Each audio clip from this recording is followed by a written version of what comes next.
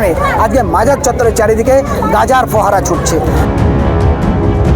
গাজী সৈয়দ মোবারক শাহর মাজার বা যত পীরেদের মাজার আছে সেখানে বলিনি যে ধূমপান করো, সেখানে বলিনি গাঁজা খেয়ে উন্মাদ করো, সেখানে বলিনি পাতা খেয়ে উন্মাদ করো, সেখানে বলিনি দেহ ব্যবসাতে উন্মাদ করো। আপনি দেখুন ফুরফুরা শরীফে এরকম করুক, ডান্ডারে মেরে তাড়িয়ে দেবে। তো দুর্ভাগ্যের বিষয়, এমন পেচ্ছাপ করে ওখানে না যাওয়া যায়, হ্যাঁ পবিত্র না হলে যাওয়া যায় না, পেচ্ছাপ করে পানি না নিয়ে যাওয়া যায় না, তাহলে আমি সেখানে নেশা করে যাব কি করে? এই ছাড়া সরকারিভাবে একটু পরিষেবা, একটু পরিশুদ্ধ পানীয় জল একটু সুন্দরভাবে একটু থাকবে বা মহিলাদের জন্য আলাদাভাবে ব্যবস্থা, সেই ব্যবস্থা নেই।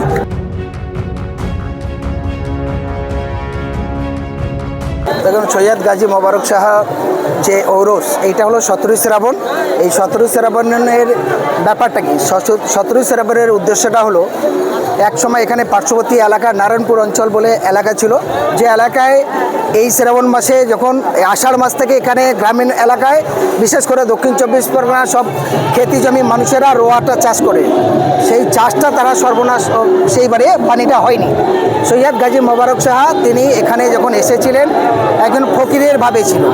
সেই সময় এখানকার মানুষেরা ওনার কাছে গিয়ে কান্নাকাটি করেছিলেন যে বাবা আপনি এখানে থাকার পরে আমাদের এখানে পানি হবে না। তখন সে সময় উনি বলেছিলেন ঠিক আছে, আমি ফকির মানুষ কী করতে পারি। অসংখ্য মানুষের কান্নার জন্য সবার কথা রেখে তিনি মক্কা শরীফে পানি আনতে যাওয়ার নামে তিনি ধর্নায় বসেছিলেন। তিনি যখন ধ্যানে বসেন যে আমি যাচ্ছি পানি আনতে, কিন্তু আমাকে তোমরা কেউ টাচ করবে না বডি, কিন্তু কিছু পাঠান সংখ্যার মানুষেরা ছিল যারা এই সম্পর্কে ওয়াকিবহাল ছিল না, তারা জোর পূর্বে দরজাটা খোলেন, খোলার পরে দেখছেন তার নিঃশ্বাস চলছে না, তাকে জোর করে তাকে দাপন করে। শেষকৃত্য করার পরেও তিনি বলেছিলেন আমার কবর দেওয়া হয়ে গেলে যেন কোনো মহিলার পা বা দর্শন আমার কবরে না লাগে এবং কোনো পুরুষের পা দিয়ে যেন কবর সমান না করে। এত কিছু বলার পরেও বাবা যখন পানি আনতে মক্কা শরীফে গিয়েছিলেন সৈয়দ গাজী মোবারক শাহ, তিনি যাওয়ার পরে কিছু পাঠান সংখ্যার মানুষেরা ছিল যারা এটা বিষয়টা বুঝতো না, তারা জোর করে মাটিটা দেওয়ার পরেও পা দিয়ে কবর সমান করেছিলেন। সে থেকে এখনও পর্যন্ত এটা আছে যে পাঠানদের এই মাজারে ওঠা নিষেধ, এবং এর আগেও অনেক ইতিহাস আছে, সবাই জানে না। এই গাজী বাবার ঐতিহ্য নারায়ণপুর থেকে শুরু করে আপ টু কুড়ালি পর্যন্ত। এখানে যেমন দেখছেন 2.5 কোপের এই পুকুরটা আছে, কুড়ালিতে একটা 2.5 কোপের 20 বিঘা পুকুর আছে, তার পাশে আরেকটা 2.5 কোপের ওইরকম 18 বিঘা পুকুর আছে।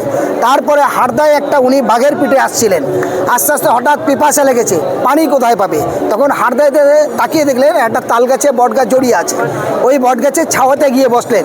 বসার পর পিপাসার জন্য লাঠি ঠুকরে 14 বিঘা পুকুর বানিয়েছিলেন। সেই পুকুরের পানি জীবনে কেউ শেষ করতে পারতো না।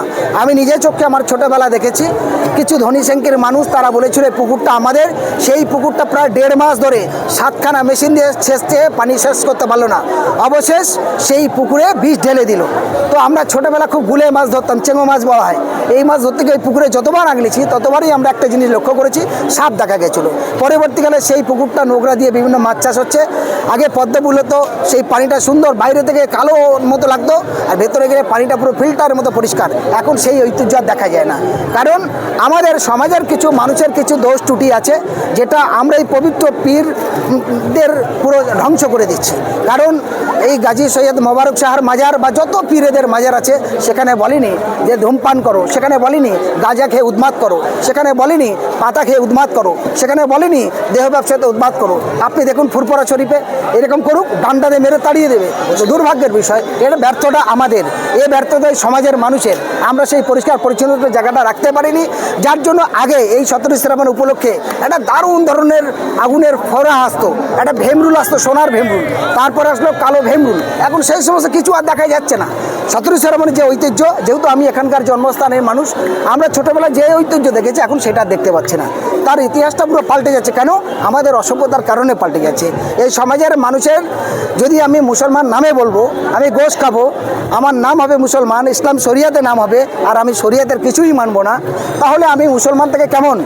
সেই রকম সেই মুনাফিকই কারণে আজকের সমস্ত পীরেদের মাজার বদনাম হচ্ছেন এবং মুসলিম সমাজ কলঙ্কিত হচ্ছেন। এর জন্য আপনাদের মাধ্যমে সারা রাজ্যের মানুষের কাছে আবেদন করব, এই ভাইদের প্রত্যেকটা চ্যানেল বেশি করে আপনারা শেয়ার করুন, বেশি করে সাবস্ক্রাইবার করুন। সাথে সাথে সকলের কাছে আবেদন, এনাদের মাধ্যম দিয়ে সমাজ ব্যবস্থার পরিবর্তন যদি না করতে পারি, মুসলিম সমাজের শিক্ষা, স্বাস্থ্য, কর্মস্থানের জায়গা সঠিক না বুঝতে পারি, শরিয়াতকে যদি বাঁচানোর জন্য মাজারের জায়গাটা ঠিক না রাখতে পারি, তাহলে আগামী দিনে আমাদের কাছে ওই যেমন খ্রিস্টান ইহুদিরা বদনাম করছে বা অন্যান্য হিন্দুরা বদনাম করছে, এর থেকে আরও বদনাম হবো। আজকে অবাক হয়েছি, আমি সকালবেলা প্রথমে মাজারে এসেছিলাম হাজত দিতে, এসে দেখলাম অসংখ্য হিন্দু মায়েরা প্রথম লাইন, তার পেছনে আমি ছিলাম। তো ফলে আজকে হিন্দু মুসলমান আমরা দেখুন কত সুন্দরভাবে এই মাজারে এসেছেন। এই মাজারে যেমন গরুর মাংস ভক্ষণ নিষেধ, গরুর মাংসকে মাজারে যায় না, এরও ইতিহাস আছে। একসময় কালী ঠাকুরের একজন রূপ ধারণ করে মাজারে এসে কান্নাকাটি করছিলেন। তিনি বলেছিলেন যে আপনি সব কিছু আপনার মানবো, আমরাও আসি, আমাদের একটা দাবি মানুন। কী দাবি বললো? এটাই।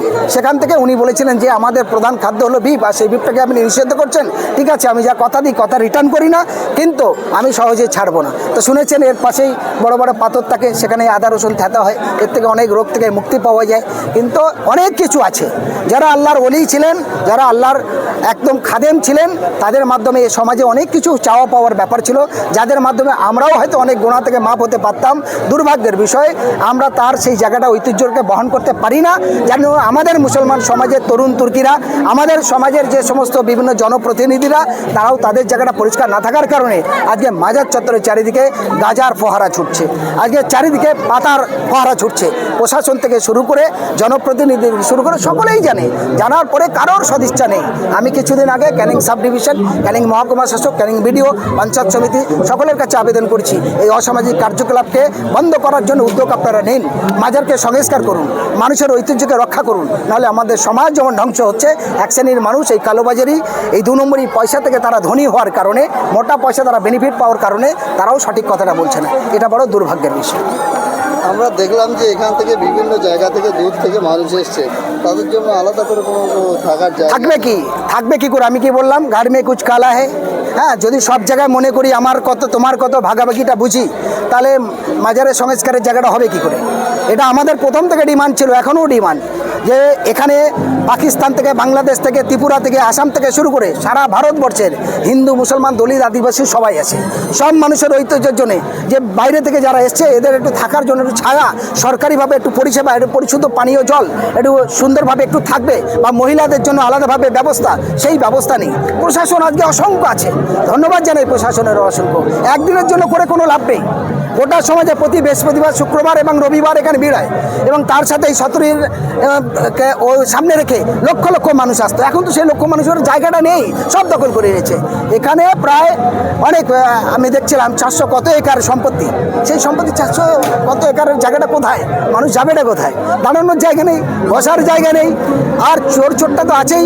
হ্যাঁ, চারিদিকে সিসি ক্যামেরা লাগানো দরকার, যে তাহলে অসামাজিক থেকে বন্ধ হবে। কিন্তু জনপ্রতিনিধিদের ভূমিকা নেই। সাংসদ, বিধায়ক, পঞ্চায়েত ইত্যাদি ইত্যাদি যে সমস্ত সরকারি ডিপার্টমেন্ট, তার সঙ্গে পুলিশ প্রশাসনের যে সমস্ত ডিপার্টমেন্ট, তারাও সেই সমস্ত জায়গাগুলো সঠিক জায়গা নেই, না থাকার কারণে এটা দুর্ভাগ্য। ফলে আমরা যারা মানবাধিকার কর্মী, আমাদের কাছে এটা বড় লজ্জাজনক। আমরা দেখি, চোখ বুঝে দেখি, যতটুকু সম্ভব হয় প্রতিবাদ করি, কিন্তু 10-এর লাঠি 1-এর বোঝা। যদি সব মানুষ ঐক্যবদ্ধভাবে যদি বোঝে যে এই ঐতিহ্যের জন্য আমরা হিন্দু মুসলমান সবাই যাই বাবার কাছে, কিছু না কিছু প্রার্থনা করতে আসি, দোয়া করতে আসি, হাজত দিতে আসি, সেই জায়গাটা আমরা ঠিক রাখি।